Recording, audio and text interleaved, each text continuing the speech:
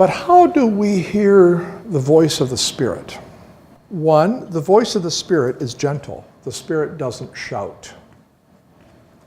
So I've said it already a couple times. The Spirit is not like a bulldozer. The Spirit is not going to holler at you.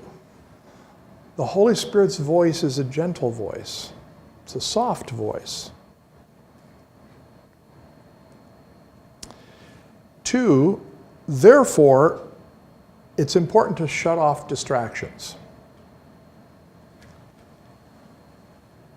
You're not going to be able to hear the voice of the Holy Spirit in the middle of a Timberwolves game. Okay?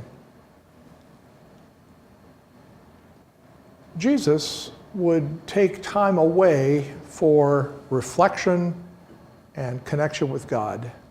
And there's something about this idea that it's valuable to get to a place where you can shut off the distractions. Three, learning to recognize a voice takes experience.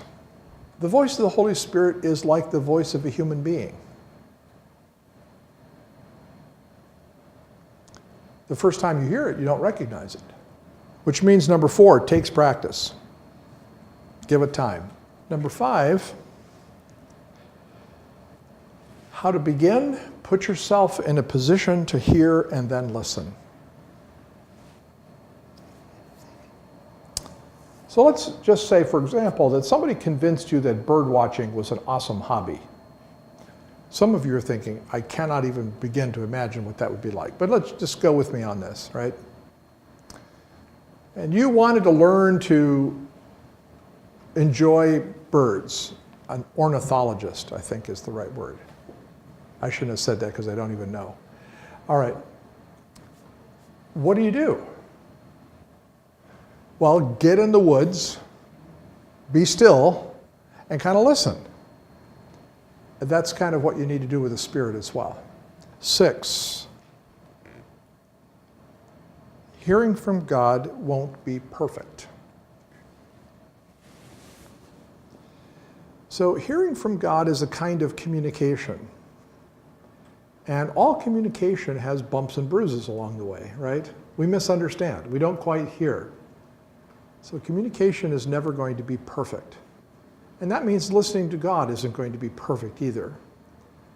So let me give an example of how this goes. I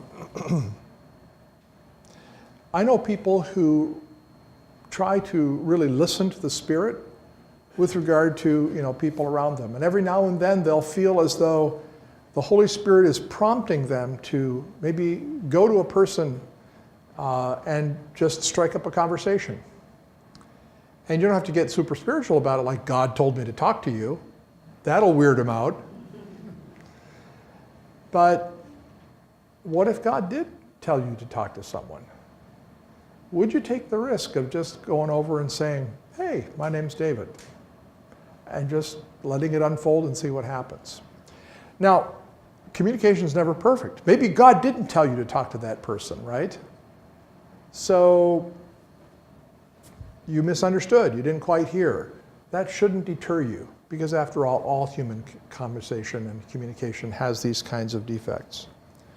On the other hand, I do know of cases where people have this sense of urging, like, you should do something. And so they take a risk. I mean, they don't know for sure. This is not like 1 + 1 makes 2. They take a risk and they step out and they do it, and something amazing happens, or something simple but good happens.